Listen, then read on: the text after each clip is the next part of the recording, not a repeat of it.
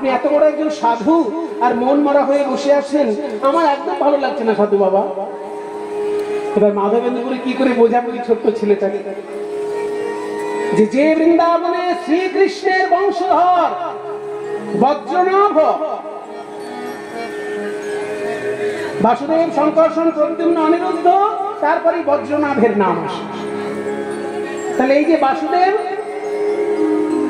প্রদ্যুম্ন, অনিরুদ্ধ, শাম্ব, প্রদ্যুম্ন, অনিরুদ্ধ, তারপরে বজ্রনাভের নাম আসে। তাহলে এই বজ্রনাভের প্রতিষ্ঠিত বিগ্রহ বৃন্দাবনে ছিল, সে কই? বজ্রনাভের প্রতিষ্ঠিত বিগ্রহ গেল কোথায়? আমি তাকেই দেখতে এসেছি বৃন্দাবনে। সেটা তো এই বাচ্চা ছেলেকে বোঝানো যাবে না। বলছে দেখো বাবা, সাধু মানুষ, উপোস করেছি তো, সারাদিন উপোস করে বসে আছি, মুখটা আমার শুকিয়ে গেছে, ওই জন্য তোমার ওরকম লাগছে। তখন বলছে শোনো সাধু বাবা, তুমি সারাদিন খাওনি আমি জানি। কি করে জানলে বাবা? এইখানে বৃন্দাবনের মায়েরা যমুনায় জল ভরে যখন বাড়ি গেছে, সবাই তোমাকে খেয়াল করেছে। এত বড় একজন সাধু সারাদিন জপ করছে, কখনো কারোর কাছে ভিক্ষা করেনি, তাই তারাই আমাকে পাঠালো। এই যে মাটির এই ঘটে ভর্তি দুধ আছে, ব্রজ মায়েদের দেওয়া, এই দুগ্ধ তুমি পান করো। এই দুগ্ধ পান করলে তোমার সারাদিনের যে ক্লান্তি, সারাদিনের যে তোমার উপোসের যে একটা ক্লান্তি, ভজন সাধন করতে পারছো না, সেই ক্লান্তি দূর হবে, তুমি আরো ভজন সাধন করতে বাবা। তুমি দুধটা খাও। বলে এখন আমি খাবো না, আমার নাম জপ শেষ হয়নি। বলে ঠিক আছে, তোমার নাম জপ শেষ হলে এই দুধটা খাও, আমি এই ভাঁড়টা পরে নিয়ে যাই, দুধের হাঁড়িটা আমি পরে এসে নিয়ে যাব। ঠিক আছে বাবা, তুমি পরে এসে নিয়ে যাবে, আমি আমার জপ শেষ হলে তবে দুগ্ধ পান। মাধবেন্দ্রপুরী যখন জপ শেষ হলো, দুগ্ধ পান করলেন, দুগ্ধের ভাঁড়টি রেখে দিলেন, কিন্তু কই ছেলেটি তো আর আসে না। কি মিষ্টি দেখতে ছোট্ট একটি ছেলে আমায় দুগ্ধ পান করিয়ে গেল। ও তো দুগ্ধ নয়, দুগ্ধ নয়, ব্রজ মায়েদের স্নেহ ভরা আশীর্বাদ। ব্রজ মায়েরা আমার ক্লান্তি দেখে, আমার শুকনো মুখ দেখে নিজেরা লজ্জায় আসতে পারে নাই, তাই শিশুকে দিয়ে আমায় পাঠিয়ে দিয়েছে তাদের স্নেহ উপহার। সেই ছোট্ট শিশু কোথায় গেল? এই চিন্তা করতে করতে যখনই ধ্যানে ডুবে গিয়েছেন, অর্ধেক রাত্রে স্বপ্নে স্বয়ং গোবিন্দ দেখা দিলেন।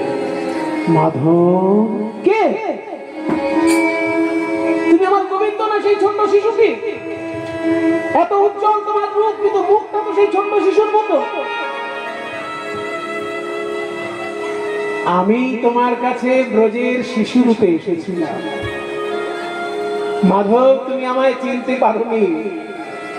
আমি তোমাকে দুগ্ধ ভাণ্ড দিয়েছি, তোমার সারা দিনের এই ভজনের ক্লান্তি ব্রজ মায়েদের সহ্য হয়নি, তাই আমার হাতেই তারা পাঠিয়েছে।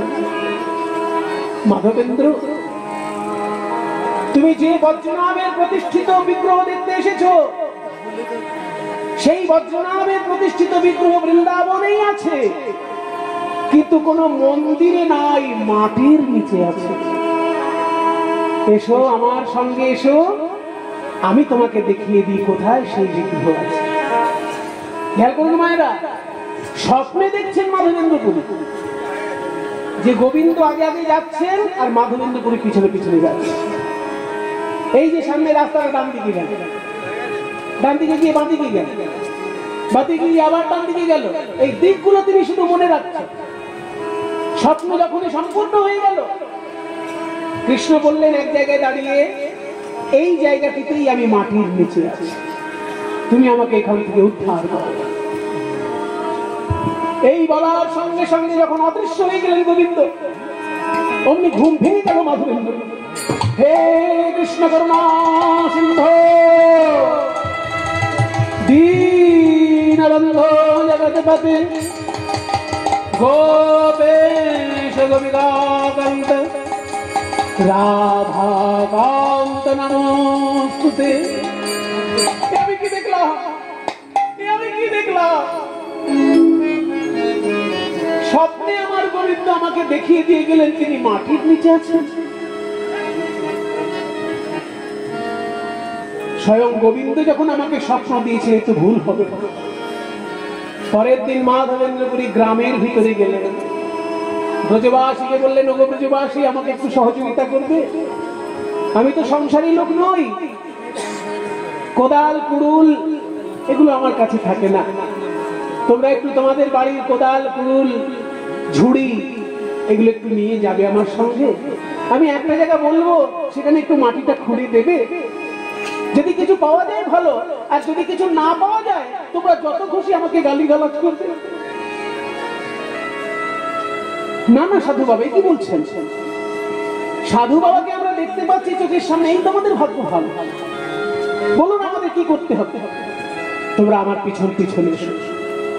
স্বপ্নে যে রাস্তা দেখেছিলেন মাধবেন্দ্র, সেই রাস্তাটা দিনের বেলায় দেখে দেখে এগোচ্ছেন। এই তো এখান থেকে ডান দিকে গেছিলাম, এই তো এখান থেকে বাঁদিকে গেছিলাম। সেই জায়গা থেকে এগোতে এগোতে ঠিক একটি জায়গায় গিয়ে পৌঁছালেন যেখানে শ্রীকৃষ্ণ অদৃশ্য হয়ে গেছিলেন। সেই জায়গাটি দেখিয়ে বলেন, এইখানটা একটু খোঁড়ো তো ভাই, আস্তে আস্তে খুঁড়বে, খুব জোরে কোদাল মারবে না, আস্তে আস্তে করে কোদাল মারবে। এবার যখনই মাটি খুঁড়তে লাগলো, কিছুটা মাটি খোঁড়া হওয়ার পরেই ঠং করে আওয়াজ হলো, কি আছে এখানে? বলে আর কোদাল নয়, এবার তোমরা হাত দিয়ে মাটিগুলো সরা। যখনই হাত দিয়ে কোদাল কুড়ুল দিয়ে মাটি সরাতে লাগলেন, গোপালের মূর্তি এক দিল দর্শন, গোপালের মূর্তি এক দিল দর্শন, গোপালের মূর্তি এক দিল দর্শন, গোপালের মূর্তি